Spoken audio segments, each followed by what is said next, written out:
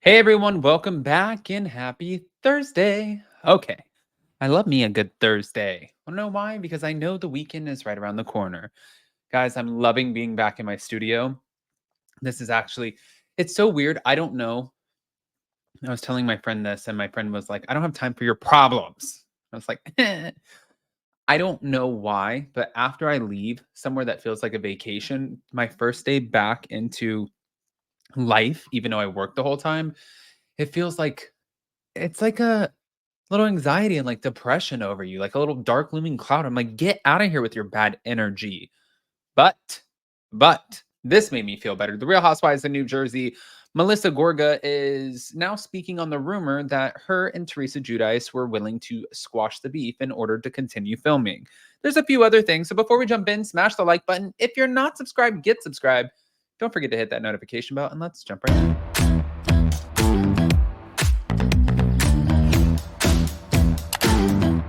Cause no one can do it like we do it, like we do it, like we do it. Cause no one can do it like we do it, like we do it, like we do it. All right, guys. So this is where we're starting right now with the Melissa Gorga of it all. Thank you to Reality Blurb. You never disappoint us. Now, there was a lot that was addressed in this. So, Melissa Gorga offered an update on the casting of the upcoming 15th season of The Real Housewives in New Jersey during a podcast appearance on Wednesday, revealing if she'll really quit the show if Teresa returns, as she previously suggested. She also spoke of the cast leaked to bloggers Caroline Manzo and her Ultimate Girls Trip drama with Brandi Glanville. Yeah, she shared her thoughts on Kathy, potentially returning to the show and more. Whenever you see like these little comments or it's going to be these three or these two, nothing is true. They're casting right now, is what I believe. That's what Melissa said on I think they filmed this just yesterday, the September 11th episode, and this was with Zach on No Filter. I'm hearing little tidbits of this one interviewed and that one interviewed and who did whose makeup for this and that. So I think they're very much still trying to figure it out. Hmm. Melissa previously suggested that she would not return to the show if Teresa is brought back due to the toxicity that she comes with. Hmm. She said that she simply does not want to rejoin a toxic show, and she's not going to do something that like it was last season. Now, I think that this is very interesting to me. Love Melissa Gorga. Um, she's so sweet all the time. But what I don't understand is some of the cast, like, at what point are you actually prioritizing your mental health over the paycheck and the fame? Are you willing to give it up? I think it's easy for a lot of people to do it, but I even say this to Monica for the Real Housewives of Salt Lake City, right? The cast came together and they said, if Monica comes back, we are quitting. If I were Bravo, I would have totally called their bluff. I would have been like, okay, well, because Bravo wanted her back, we're going to bring her back. And if you guys want to quit, there's the door. They wouldn't have quit. Just like for BravoCon, the entire cast said, if Monica Garcia comes, then I'm not showing up. We're not showing up to BravoCon. Yet here they came. They still showed up. They still filmed. And I'm not saying, I don't want to say the entire cast.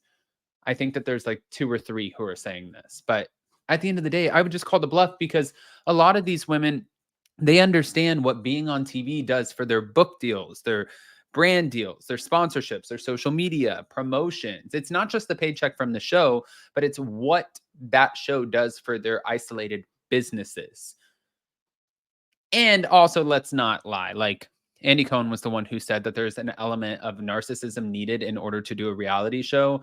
And when you see these housewives, whether it's at BravoCon or wherever, one of these like Bravo after parties, you see that they enjoy the fame. You know, that's why they're on a show. If they didn't enjoy the fame, they wouldn't put themselves out there on such a public platform. So when you get it, you don't really want it taken away from you. You want to be a part of it. You don't want to feel excluded from it. That's why I just don't understand you know, the shit that they say. It was really getting dark, and that's something that I wasn't proud to be on. I feel like that part of the show I grew out of almost. I feel like what I was trying to say was that I want to be on the Real Housewives in New Jersey, but I want it to be a housewife show.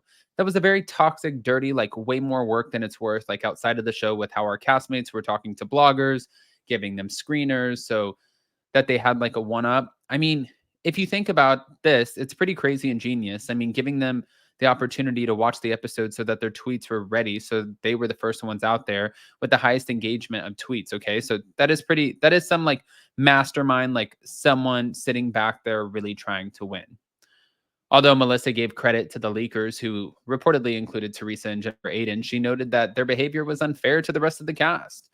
We don't get paid for all that extra work. And so, yeah, for that, I don't want to be a part of that. I feel like there's a lot going on out there and there's other things to do. But do I love being on the Housewives franchise? Do I love working with Bravo? Absolutely. You know, we just have to see what it turns into. Now, moving on to her relationship with Caroline Manzo, Melissa confirmed the two of them spoke before she was allegedly assaulted by Brandy in mid production on Ultimate Girls Trip Season 4. I actually did speak to her right before all of that drama went down, before she went and filmed Girls Trip. I had a whole conversation with her. We were talking about her grandchild and just like catching up. And, you know, she had said that the whole thing about Brandy Glanville and how, you know, she was nervous to meet everybody. And I thought I gave great advice to Brandy and to Caroline. And then when I heard the news, just like everyone else, I was like, I couldn't believe it. And Melissa hasn't spoken to Caroline since her encounter with Brandy, and she admitted to being surprised by the claims against Brandy and by Caroline's decision to participate in the Peacock series to begin with. I was like in shock that at first that she even wanted to do Ultimate Girls Trip, but I think she had went to BravoCon that year and she felt very embraced by everyone and she felt like, you know, she felt warm and fuzzy at BravoCon. I know that. And so then she thought, okay, maybe I'll do this. And it's unfortunate what went down. But addressing a recent rumor that suggested that she and Teresa were planning to mend their feud to save the show, Melissa confirmed it was completely untrue. I would love to know like who started that or how that came out, but that is completely untrue and fabricated. Now, as for Kathy returning, Melissa admitted to thinking it could be interesting. You know, the show loves family drama, so bring it on. But also on the podcast, Melissa shared her thoughts on the alternative reunion, which saw her and her castmates at a watch party for the finale rather than a traditional reunion. She said it didn't give as much, you know, like I don't think it was the best episode that came out of it. Hmm. I mean, I think that they should have, even though we had Ashley from Taste of Reality, and I love having somebody on that has a difference of opinion, right? When Ashley said, I have to disagree with you, I think that a reunion would have been so toxic. I'm like, yeah, but all of it, like, if you can't handle the heat, get out of the kitchen, you know? Or Bravo, make the decision to get rid of somebody. I think that the axing of the reunion, like they did for New York, they did it for New Jersey. It's like New York, we could have had a great reunion. No, we axed it because they didn't want the fan feedback, the backlash over the Ramona Ebony thing. I understand, but I'm like, this sucks for the fans. For New Jersey, your guys' arguments and fights are so cotton candy at this point. It's like, whoa, I hope her son suffers. You're an asshole. And then it's like, well, I spoke to my attorney. Yeah, we want to know more about that. Can somebody elaborate? Can somebody elaborate on Jackie Goldschneider, on how this relationship came to be? Can somebody elaborate on the things that were said to Danielle Cabral? Can Danielle Cabral elaborate on what happened with Jennifer Aiden? These are all things that could have been answered at the reunion, but it was just not it. But guys, I want to hear what your thoughts are. Pop off in the comment section, please. Don't forget to hit that notification bell. If you're not subscribed, get subscribed, and we'll see you tomorrow for Hot Messy Topics. I love you guys. See you next time.